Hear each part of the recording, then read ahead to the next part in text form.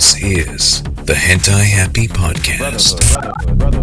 It is man-made.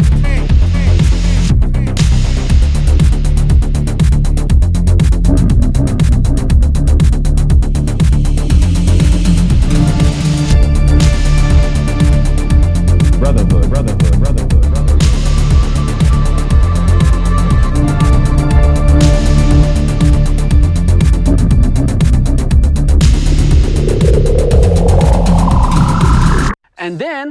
And then she was like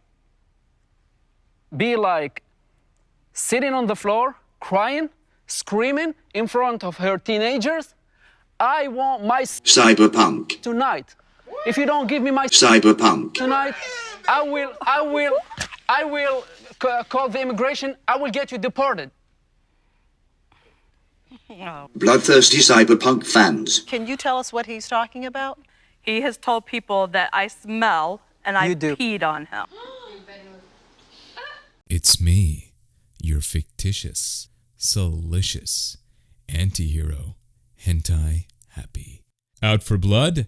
Cyberpunk 2077 style, The Apology, The Refund Promise, PlayStation's DOS, and the crazy fans. Let's talk about our sentiments regarding what actually happened for the cute cyberbug 2077. I was scouring the internet in search of quality content to watch, and it just so happened that most of my favorite content creators were and are laying the smackdown on what is one of the biggest disappointments of the decade. Wait a minute. This isn't my world. Disappointed!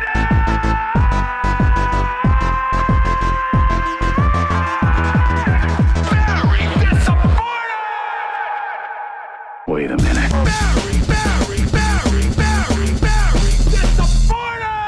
Disappointed!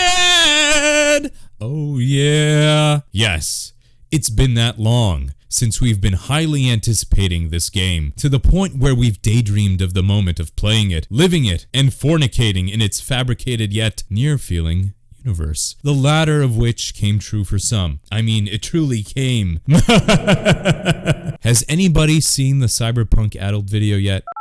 Back on topic, I don't blame the content creators for laying into the disaster piece that is Cyberpunk 2077's launch and a subsequent week of hellfire and brimstone that we're currently experiencing. In fact, I think they're spot on. To get down to the matter, we were misled. By we, I mean everyone outside of that little game dev office in Poland. CD Projekt Red promised us next-gen stunning visuals and processed polished gameplay. They hid the true visuals of the game for the console and alluded to almost identical performance in line with the PC version. They claimed they were delaying the game to further refine it, but at this point, you'd ask yourself what they were refining. More like they needed more time to complete the damn game. Can you refine something incomplete? How can you do that? Make it more incomplete? I think we saw a few instances of the incomplete refining when the street sign said, "Insert text here." I wonder about the naturally funny comedic streamers playing the game right now. They must be having a field day, roasting the game, while the audience laughs their ass off. I guess some good things do come out of this. How could we have not seen this coming? Good question. CD Projekt Red knew exactly what they were doing, so they hid the footage. Alright, let's think about it a tad. That's not strange, right? Some games use only PC stock footage for multi-plat games anyway. But CD Projekt promised similar performance. Okay, some companies make claims like that as well, and they aren't too far off. But what tipped me off? What tipped Hentai Happy off that something strange was about? Well, that was the price of the game. For some reason, when most other games were retailing at a $89.99 gouging price point, Cyberpunk's price got slashed almost in half to a meager $49.99. I couldn't believe it. I was somehow thinking that it was because they didn't have the next-gen versions ready, so they, with all the warmth in their hearts, heavily discounted the copy to accommodate the masses. Although some gamers still claim to have paid full price. That is messed up, man. When in reality, this move was done preemptively to diffuse the coming tensions. Did it work? Am I pissed? No, I'm not pissed, and that is because I didn't pay full price for it. Had I paid a $10 to $30 premium, I would have been up in arms. You can count on that. Such a minute difference in price creates a powerful psychological impact. The best head marketing experts are psychologists or have a background in psychology and can exploit this. $49.99 versus $50. Oof, that's powerful. But I digress. Not exactly sure what the Steam price is or was, but I saw the PC serial keys hovering around the $40 price mark. A little bit above and a little bit less at times, even after launch. Even though I'm not pissed at CD Projekt Red, I'm surprised they didn't use the current situation to their advantage a little. You know, with most of the world being prevented from doing things because of a certain malady circulating, it was the perfect opportunity as the scapegoat was laying dead center within their enclosure.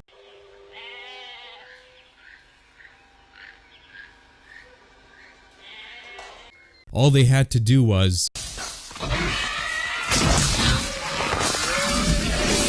It's not like they were hard on cash by any means. They must still be making bank on Witcher properties. So, what compelled them to release this new IP and tarnish their reputation? Was it the prospect of estimated earnings and having pre-orders in hand right now that may disappear when the normies and Karens get a whiff of that downwind pertaining to another delay? The more you think about it, a few weeks ago there was rumors of another Cyberpunk delay, and the internet didn't like it one bit. They didn't like what they heard. Some people were legitimately saying they were going to cancel their pre-orders. In retrospect, this could have been a test from CD Projekt Red to read the waters about how another delay would be received. Or could the rumor have emerged from an insider who took one look at the sorry-ass build of the software and said, yeah, this game, it's definitely gonna get delayed again. There's no way these guys with their integrity would release this upon the world in a few weeks. Come now. They had the resources to hold them over, unless each one of those employees was living a lavish lifestyle that we don't know about. Could the success of their prior IP have blinded them to the point where they thought this release was acceptable? Don't think so, as they came out with a statement just a few hours ago detailing what seemed to be a sincere apology and the promise of a refund if you don't find the game up to spec, or an ominous taunt masquerading as a sincere apology with the promise of a refund if you don't find the game up to spec. Regardless, it seems some people have been successful in getting a refund, while others, well, via the Quartering's research on Twitter, Sony is refusing refunds.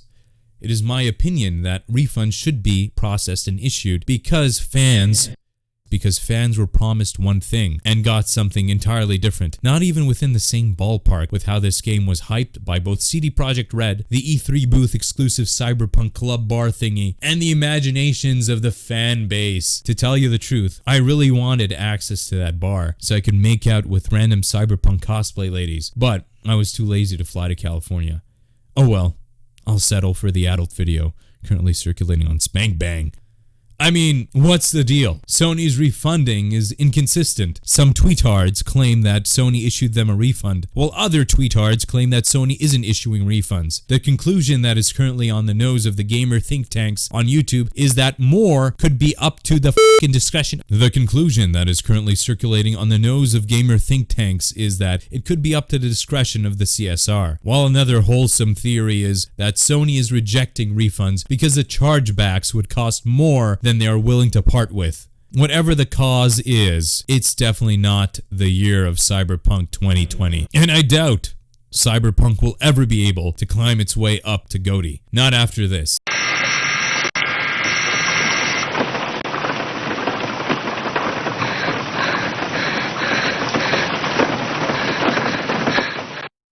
Where's the ghost? Tsushima no Obake should have been released in 2020. Damn it. Sony is probably issuing refunds to the people who bought The Last of Us 2. Actually, they did issue refunds for that cluster. It's not clear whether or not Sony and CD Projekt had a communication breakdown, or whether or not CD Projekt is taunting fans, as it seems their words become more ambiguous by the hour. On the other hand, it seems Microsoft is issuing instant refunds for the Xbox versions of Cyberpunk 2077. Usually, when Microsoft issues a refund for a game, there is a waiting period for pre-approval, but it seems that it has been waived in favor for an automatic approval for this game. Good on the Skyrim, Minecraft, Halo, Game Pass company for doing things right. For doing things right by the fans. What measures did Hentai Happy take to enjoy Cyberpunk?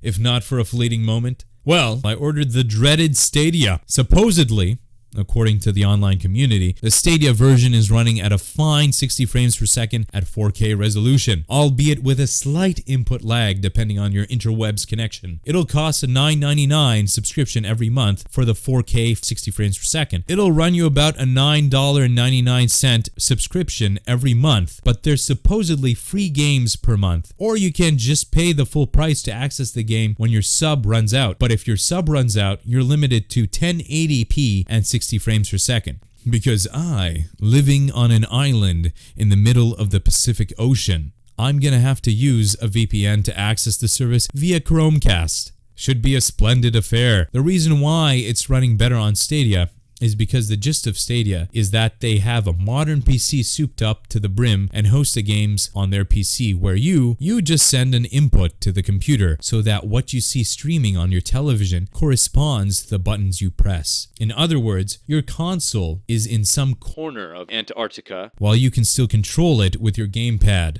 And the result of the processing is portrayed on your screen via HDMI. In theory, this can be useful sometimes, and this is a more advantageous offering than NVIDIA GeForce right now, which boots you out of your session after a certain amount of time has elapsed, even if you are a paying subscriber. What a shame. It's insane. It's insane how one mistake can tarnish a history of quality submissions into the gaming domain, with the current climate of our individualistic world being, what have you done for me lately? Thank you for watching this video. If you found it informative, like, comment, share, and subscribe. If you'd like to support this channel, you may do so at patreon.com/hentaihappy or streamlabs.com/hentaihappy. This was Hentai Happy. Catch ya in the next one.